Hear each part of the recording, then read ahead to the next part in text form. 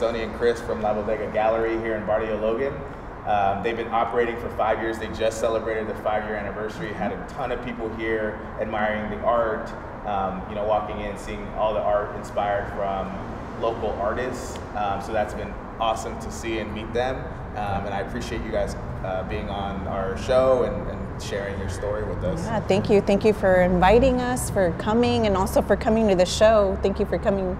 Yeah. No, so the first thing, I mean, first and foremost, we want to get to know you guys. So can you guys talk about where you grew up, how you grew up, and then maybe if somebody in your family was an entrepreneur, talk about how they might have inspired you or how you even started thinking about entrepreneurship? Yeah. My name's Chris Zertucci. I born and raised here in San Diego, California. I was raised as a border child down in Imperial Beach. So I grew up crossing the border with my family and doing things in the neighborhood down there. My dad was an entrepreneur doing his own plumbing business. So watching him grow up, well, me growing up, watching him do that kind of got me into wanting to create my own business and being my own entrepreneur. I used to help him do all his paperwork, from going to the job sites, everything, when I was in high school and stuff. So having to work at such a young age taught me great work ethic and being a worker and being solid at working and knowing what it means to save $1 and work for $1, you know. So it was pretty amazing that my dad did that, and I got to see it all and see him be successful in what he did, you know. It was pretty amazing. So cool. Yeah, no, I mean, probably taught you the hustle, right? Yeah, he taught me how to hustle and grind and do all that and be a property owner and things like that. So from coming from nothing, so it was pretty awesome. That's huge. Yeah. What about you, Soni? So I was born in Mexico, Guanajuato, and where my parents were born as well. My parents brought me over when I was 8 years old, and my dad was the one that worked the 9 to 5. I think he even had 3 jobs at one point. Wow. He really hustled to give us a good life. They really thought coming over here was the dream, and they wanted better opportunities for their kids. And so luckily my mom never had to work. She was at home raising us, cooking, cleaning, all of that.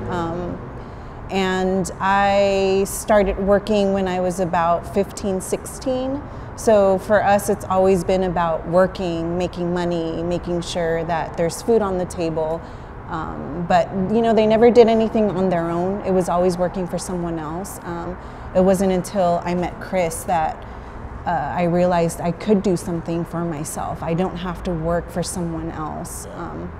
And it was a very scary thing to do in the beginning. Again, I don't come from a family who ever did that, or I actually never even knew someone who owned their own business. So it was scary, but because he had the experience, he had done it before, he was ready for it, you know, I kind of trusted his decision and went ahead and joined and did it together. Well, you guys both didn't start in art, right? No. Or like, No. you know, sharing art and No. all that. No. So you started, what was it? Yeah, construction background and plumbing and stuff like that. And the reason I got into art was because of my friend Carlos that owned Voz Alta project. I started helping him out with just cleaning the gallery and getting it ready for the shows, helping him hang art, sweeping the gallery, cleaning the bathrooms, and you know, just doing the grunt work at the gallery. And I kind of fell in love with it from there, and I went to middle school with him, so we've known each other for many years, and I started to see a lot of my same mutual friends that we grew up with also being artists and the art scene, so it just like sucked me in even more. So and I love the culture. The Voz Alta moved here to Barrio Logan, and that's what brought me here to Barrio Logan, was Voz Alta. And then I used to come back in the day with my dad when it was Porky Land and Cuatro Milpas to eat and stuff, but I never really took in the Chicano Park like I did when we just would drive by and be like, oh wow, that's an amazing park, you know. We didn't really know the story behind it till we came in with Voz Alta and learned all that stuff. And for myself, I've always been in the childcare field, so I taught preschool for about 10 years, and it wasn't until I turned 30, exactly 30, I went through a really bad breakup that left me, you know, completely empty, and I felt like alone. I had given my complete all to this relationship, and I felt lost when it ended. So I started to paint, and I realized I had a talent for it. Yeah. And I then started to seek art shows and seek artists that I could create relationships with. And I didn't see a huge art scene in San Diego at that time. And I also thought it was a little bit intimidating and somewhat difficult to get into shows at galleries. So I started to curate my own shows at different venues like bars and restaurants. And before I knew it, I started curating shows with 100 artists, and it was huge. And that's when I met Chris. Yeah. And I started curating shows at the space that he had at the time, which was called The Spot Yeah. in Barrio Logan. And that's where our success began. So you guys, so you were doing these shows, but just as like a passion. Yeah. And you never thought it was going to be No. a business. So at what point did you, I guess, what did that look like? Was it a conversation and you guys were chopping it up and just like, hey, we might as well open something up because there's a big need? What did that look like? Well, I think, like Soni said, we used to have a spot called The Spot over on Main Street here in Barrio Logan.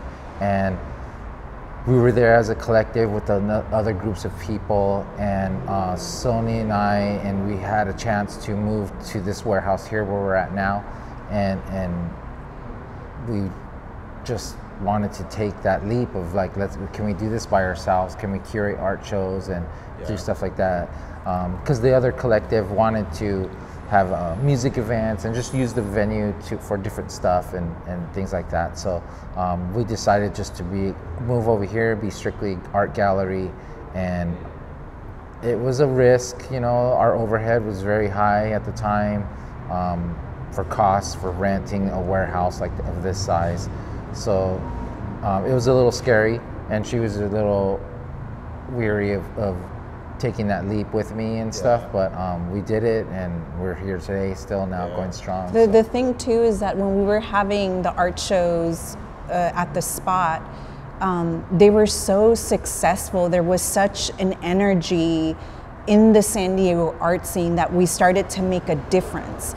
So for me, that's what the drive was, to move forward with another space. We were making a difference in the art community. So there's no way we could have stopped. We had to continue. Keep that momentum going. Oh yeah.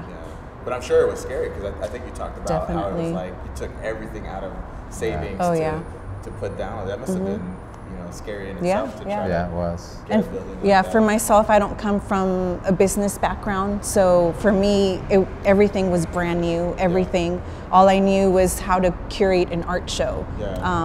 That's what he knew as well. And although with his background with wood, he builds stuff and he does construction and lighting and all of that. You know, it was the perfect team. So that saved us a lot of money as well because he did it himself. But yes, it was a very scary thing to think, here's this big chunk, or not big, but here's this money that we've worked for so long and very, very hard to put it into this thing that we don't know if it's a guaranteed success. We don't know if it's going to work out or not. That's a scary thing, you know? And how important was it? Because our audience might not know, but Barrio Logan was, you guys were like first movers here, right? Yes. Everything else was boarded up. There was a lot of crime around, so like a lot of people didn't want to come. Can you talk about how important it was to make that impact in this community? Because I'm sure it was some of that, right? Where like we want to change Barrio Logan, we want to change, we want people to actually come here. Yeah, it was a little weird coming onto a neighborhood. This side of the neighborhood, at least, because when we were on Main Street, it was more industrial, so there wasn't more businesses and stuff like that open. We were kind of out on our own, so we weren't too weary about doing that there. But when we moved here to Logan Avenue, everything was boarded up, like you just said. We were the first ones on the block. It was just like, we had a following when we were doing stuff at The Spot.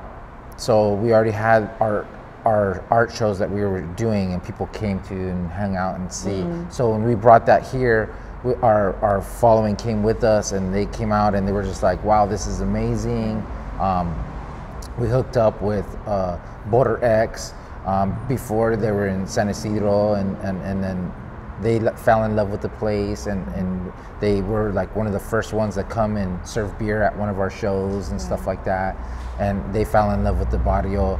I mean, all it took was people to actually physically come here to the area so that they could see that it was different now. Yeah. There was, although there weren't a lot of businesses that are here now, it still was a safe place to come to now. It was okay, you know? But not in like the public's eyes. It wasn't. Right. Because even when we were having our shows, we would get because parking becomes an issue here. Back then, there was no Uber or any of that kind of stuff, so it was taxi cabs, and taxi cabs would not service this area. Yeah. So when you would call them and be like, hey, pick me up, I'm over here, or can you drop me off over here, they don't come over here. They wouldn't come to this neighborhood at all. Yeah. And so it was difficult in the beginning to a lot of people would complain and like how am I going to get there? You know, there's no parking, but there's no services to taking me there. So it was a little weird, but now like there's cabs and Ubers and all kinds of stuff coming to the neighborhood, petty cabs and everything now, not like before. I feel like little by little, you know, a lot of these businesses have opened and they draw in people as well. And now people come and they come to one of our art shows and they can go out and eat, they can go out and drink and shop, and there's just so much to do now. It's so much more inviting and friendly and warm, you know? Yeah. There's a community here now. Well, it must be, I mean, the 5 years that you've been here, you made so much of an impact, you know? It must be crazy to think about how, what you even said, like taxi drivers didn't even come here, you know? And now it's like everybody wants to be here. You know? So that's amazing that you guys have been able to kind of change that culture here. Thank you. When you were first, so you threw your first event. So like when you first were thinking about like, okay, how we're going to make money, how did you, so you had your following, but how did you start like actually getting people to come? How did you get that foot traffic in here? What did that look like? Like Soni said, just marketing ourselves and growing up here in San Diego. I mean, I already knew a lot of people and I had a lot of connections and stuff like that. So I think just using all of our resources and friends and our family that came out and started it. And coming from other places like the Spot helped us with those connections, like knowing someone in City Beat or the Reader or something like that, that would help promote our events and stuff. So it was pretty awesome. Yeah, we came here and used every resource that we had to be able to bring people here. We've always used social media as our way to put ourselves out there, so that was the marketing part of that was big for us as well. Creating flyers, you know, to advertise, like we still do that to this day. Well, I guess it's for any entrepreneur who, you know, is thinking about taking that lead. I guess it's hard for them to figure out, where do I even start? And I guess you guys started way before this was even like a place, right? You started staying connected to your network. You started, you know, really being in the community and understanding what the need was through your, you know, curating your own shows and stuff. I mean, that was probably super important for you guys, right? Like making sure that at that point when you were like staying connected to your network, did you know you were going to start something on your own? No, I didn't. Not necessarily. It just kind of happened, and we just went with it. And then, like she said earlier, we didn't know if it was going to be successful or not. And when we didn't even know how long would we do it, we just thought like, hey, let's try this out. And now we're here 5 years later, and thinking, how long can we keep this going now? You know, how long can we continue to do this? Because the community, we've had nothing but awesome, positive support from the community. So they also don't want to see us close down or go anywhere too. So we also try really hard, even before we had this space, as curators, we want to form a relationship with the artists. We want to connect with them in some way. It's not just, you know, you're in the show, we don't know who you are, and it's done. No, it's about forming a relationship, having a connection. And those artists will follow you eventually wherever you go, that it is you choose to have a space. I mean, that's great. I don't know that much about art shows or art galleries, but I'm sure that's a way to retain artists, right? Is really staying connected to them and seeing eye to eye, right? I think that's important. Yeah. How big was your first event? When oh God, it was Our huge. grand opening had a couple huge. thousand people Yeah. at least come, so it was pretty awesome. Yeah, and it was was it at huge. that point you were like, man, this is Yeah, We're I onto mean, something. I think we were like, yeah, we can do this. You know, like let's we have a good. San Diego was hungry for it, and I think when we came out at the right time for the art scene, that was a little slow paced at the time. I think it's slowly picking up now with other galleries and things throughout San Diego. But like, I think for the demographic where we're at in Barrio Logan, we definitely sparked the whole. Yeah, I agree. I think the word hungry is the correct word. Like I said, I mean, there's hundreds of artists in San Diego, but to be able to find a gallery that you feel welcomed at, that you feel like you can have your art hung up at, it's a big deal. It really is a big deal. A lot of places, like I said, when I began, it was very intimidating, very scary, not welcoming at all. There was there's hardly ever a relationship. You don't ever get to meet the owner of the gallery space. So, for us to have this at that time, San Diego was ready for it. The artists were ready for it, and so we've done great. Yeah, no, I mean, 5 years is a long time for a small business to be It around, is, so, yeah, it really is. and it's not without your share of struggles, I'm sure. Right? Could you talk about some of the struggles that you've gone through since building this business that you guys have now? One of the struggles we did go through was happened a few years ago in 2017, I think. We had the fire department fire marshal come out after the ghost ship tragedy that happened up in Oakland, where 20-something people died. It was a warehouse. They were having an event, and it was a huge tragedy. That really got all the fire marshals in California to go look at all these warehouses and what's going on. So Barrio Logan got hit with the San Diego Fire Department. They went around to several businesses like ours. Some of them got closed down and didn't make it through it. And we tried to stay strong, and we're still going through those struggles today. But we're here, and we're still fighting to have our space here. I mean, coming into the space, that's the other thing where I say we don't have that business background really. We thought the space was fine. Here's this beautiful space, let's fix it as best we can, and it's ready to go. That's not the case. That's not the case at all. When you open up a business, there's so much that goes into it, and we were not ready for the fire department to come in and say, hey, this is not up to code. This is not up to code. We're like, wait, what? What do you mean it's not up to code, you know? We were more grassroots. Everything coming out of our pockets and everything, all the labor and sweat and blood came from us. So we tried to just get stuff done on our own, and we didn't use any resources from the city, from anybody or our council members or nothing. We just came in and just did it all ourselves. Is that something that you wish you would have done? Yes, of course. We went in, and then of course we had like our business license and got our tax ID and stuff like that, but we never went and we didn't know anything about like getting permits for use of the building and what we can use the building for and what we can't use it for, and things like that, of that nature. So we just went through those struggles of going back and forth with the city and the fire department, telling them what we wanted and what we're doing, and we weren't just some warehouse throwing parties and with DJs and stuff like that, because that's what they kind of thought we were doing. It's just so important to do research for any business that you're going to start. I know that the drive is there and the fire is what pulls you to get going and get it started, but the reality is you have to have permits and all this stuff. You know, you can't just do it on your own, whatever you want. So if you don't do it the right way, eventually it's gonna hurt you. Yeah, it'll catch up to you. Oh yeah, oh yeah. No, I mean, I guess that's the fine line of a lot of entrepreneurs are like, let's just do it, execute, just, you know, go out and do it, which is great, which obviously has worked out for you guys.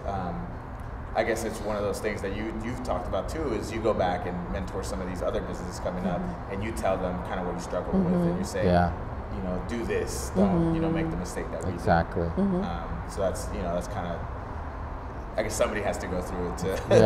Soni and I highly encourage our fellow people to get businesses out here. Like we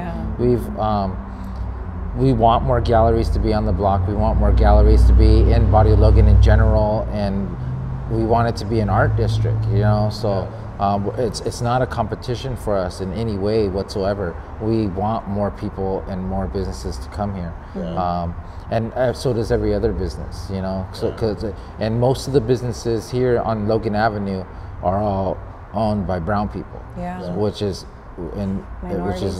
awesome, you know. I think it's great, and all of them are our friends, which is also awesome. So like we're a big family. We work together, and all of us work together with the Barrio Art Crawl, which is every second Saturday of the month, and that's been happening for like 8 years now, since Voz Alta days, and the Glass House and stuff like that are all closed now. You know, those places are no longer here, but we're still keeping that Barrio Art Crawl alive, and as a community between shops, galleries, eateries, coffee shops, sewing, like all kinds of jewelry makers, we're all working together now to create this one day of fun for the San Diego community.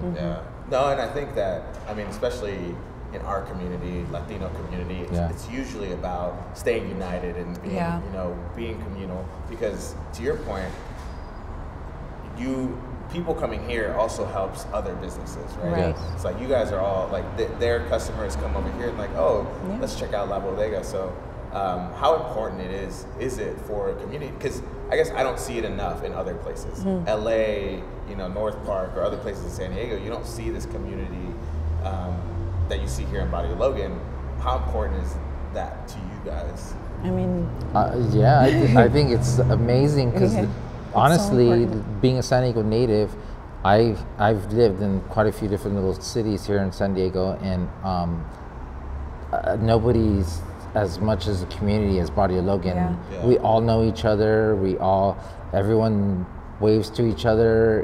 You can I can walk down the street and say hi to 20 people just walking down to this local market, and because we all know each other and we all come to each other's events, all support each other. What connects us is that we know we are minorities. We know we began from nothing. Almost all of us do. We all have respect for what we've struggled, you know, and for our success as well. And we all want Barrio Logan to be something beautiful. So it is pretty rad. No, I guess the follow-up question would be for other places who are trying to, you know, copy what Barrio Logan has. What is that secret sauce that makes it so united like that? You know, is it people who grew up here want to be here? Like, what do you guys see as that like differentiating factor? I think it has a lot to deal with the Chicano Park and what the people have fought for, and the story behind it back in the 70s. And this has been the land of Chicanos since then, and I think that is what brings this community together, is the park.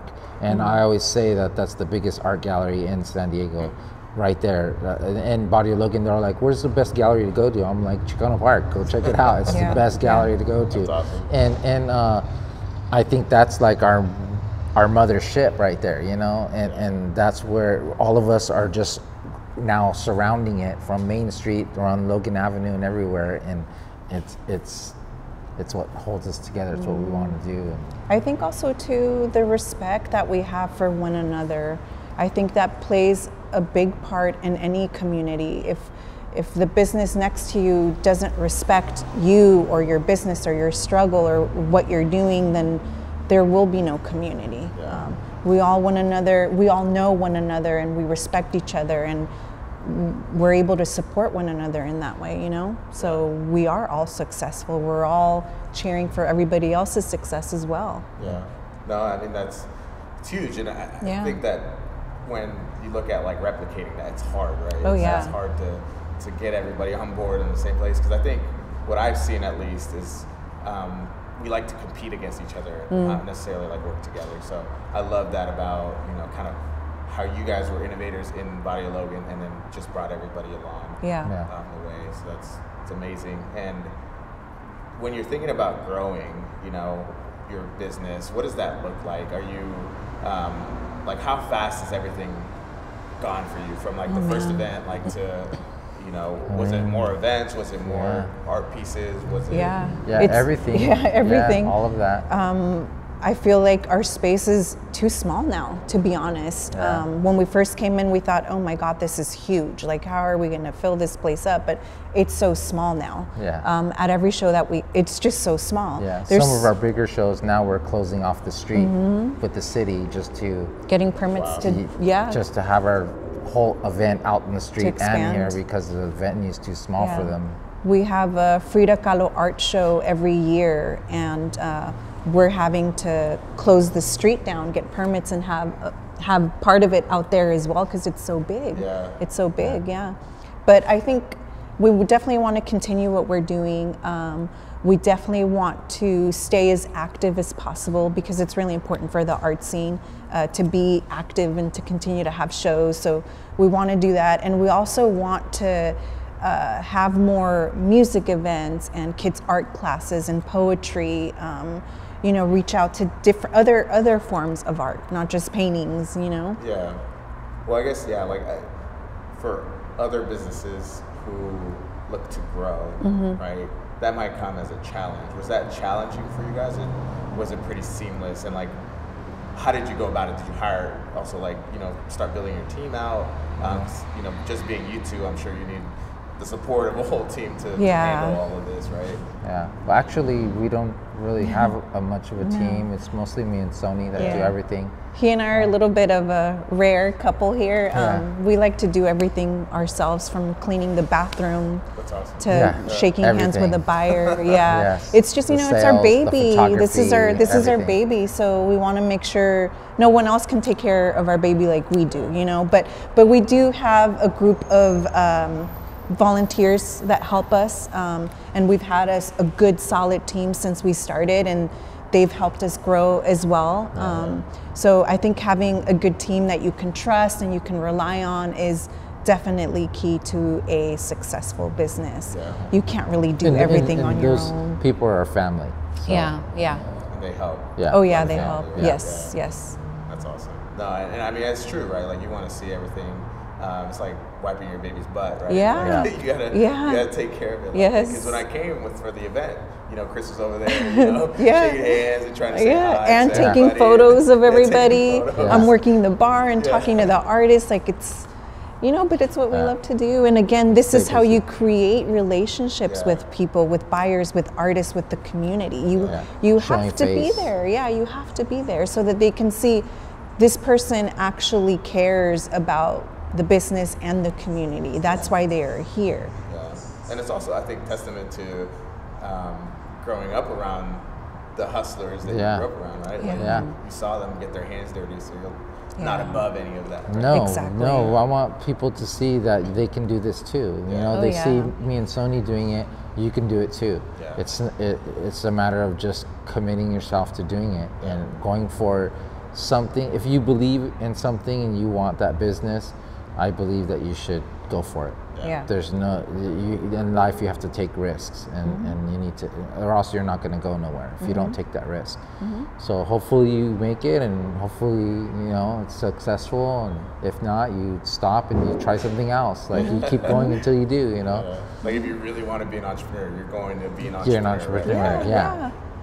And I had fun being an entrepreneur, doing construction and remodeling bathrooms and kitchens and things like that. And I to me, that was a form of art also, because I like to see the finished product of the way the kitchen looked after and stuff like that. So like I said, my work ethic was always like striving to be the best, or you know, top notch, whatever I can do, you know.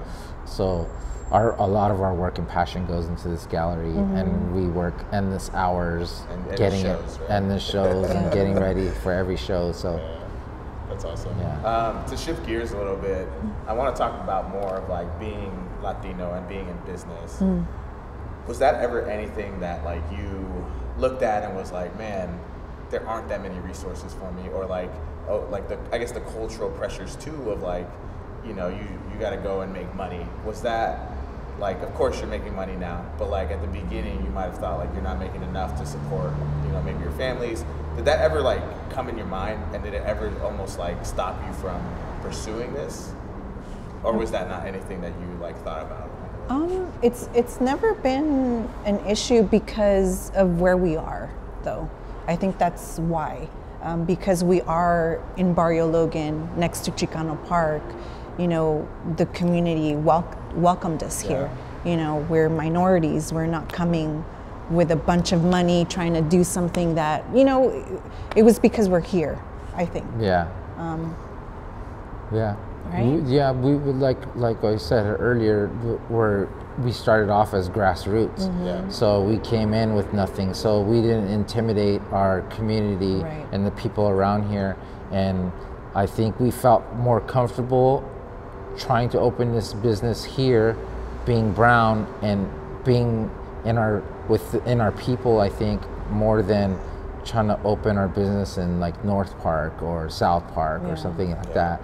And I think those cities are amazing, and I love what they're doing over there too. They have their own vibe and their own culture going over there, but it's different here. Barrio Logan's different from any other community, and once you come out here and you experience it, you people see that, and they're like, wow, this is amazing over here, because you can walk out here and then there's a lowrider going by and he's playing music, and then another one goes by and a motorcycle, and like people always like get wowed about that. But for us, it's like normal. Like it's how you grew up. It's how we grew up. You know, you go to the park anytime and there's a lowrider, someone practicing Aztec dancing inside the kiosco, drumming happening like every day over there. Like, we're used to that stuff. You know, we're used to it. So we felt comfortable. Like, I think at also, least I did. I know I did too. I think being also brown and it drove us even more to work even harder to succeed. Like, we had to succeed. There was really no other option. But I mean, my parents were immigrants. If it wasn't for me, I had to do it for them. This is, you know, we're working for our ancestors, his dad. Like, it's something that we just had to do. And leave your legacy, right? Exactly, Like for your future generations. Yes. Now, I think a lot of people who are of color try to force it somewhere where they might not be comfortable, or it might not be their community. Right? And so they get lost sometimes, and they get in their own head and they stop, right? And so I guess that's where my question comes from is, you know, I really emphasize that you kind of like you guys did to find the community, because that's going to help you just mentally and emotionally, and all that support that you got is going to keep driving you along with your love and passion for what you're doing. You know, even though I have to say, even though we are very proud of being Mexicanos and, you know, where our family came from and where we are, we still believe, though, that art is for everyone. Every ethnicity needs to come and be in a gallery and experience that at some point in their life. So we're not racist in any way whatsoever. Like I said, we believe art should play a big role in everybody's life. No, for sure. And it's one of those things that it's so for the company that we started, Canasta, it was dedicated because I think brown businesses, black businesses are underserved by technology, right? And I guess it's kind of the same thinking where like my technology can be used by whoever, because everybody needs it. But I guess it's looking at like the art wasn't in Bodega Logan, and you wanted to bring that art here. But it is for everybody, right? Like to enjoy.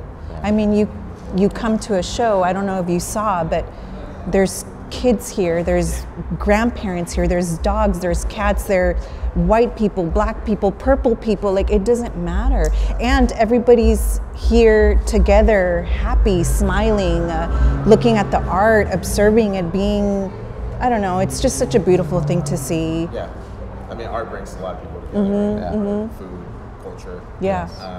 So definitely amazing what you guys are doing. When you think about next steps for La Bodega Gallery, where do you see it going, like 3 to 5 years?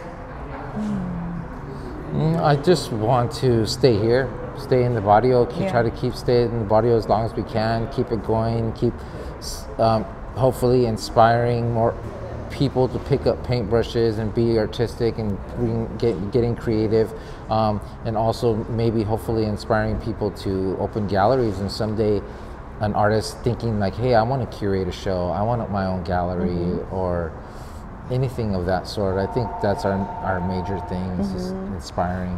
And we already work with artists from all over the world, but I would love to do that even more, to try and reach, areas that we haven't reached to yet. Because they bring new, innovative pieces.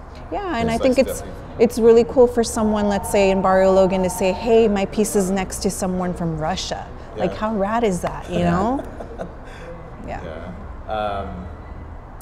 And what would you say to like aspiring entrepreneurs who want to get started? Like, what are some key pieces of advice that you would give them from your experience? Some key things I would say is to just have a solid plan of what you really want to do, and I would search for all the resources you can to open it. Something that we didn't do is check all your resources, and because there's like funding and grants and things like that out there that help new entrepreneurs and stuff like that, and that's something like we never did. So I would recommend doing something like that, and take a risk and go for it. Go for your dreams now. It's never too late, and it's never too early. Yeah. And I would say to definitely do your research. Try and reach out to anyone who has a business or who has done a business before, and just talk to people. Make relationships with people that might be able to help you in some way, and just research. Yeah. No, I mean, that's good, because like we talked about it, sometimes it's good to jump the gun. Yeah. And execute, but sometimes doing some due diligence research before is also going to help you in the long run. Yeah, definitely. Yeah. Well, thank you for joining us. Yes. I loved your story. I love the art. Being here for your 5th year anniversary was amazing. Just seeing the culture and the people you brought in. Thank you. So thank you for sharing your story and being on our show today. Thank you. Thank you. Yeah, thank you for having us. Thank you.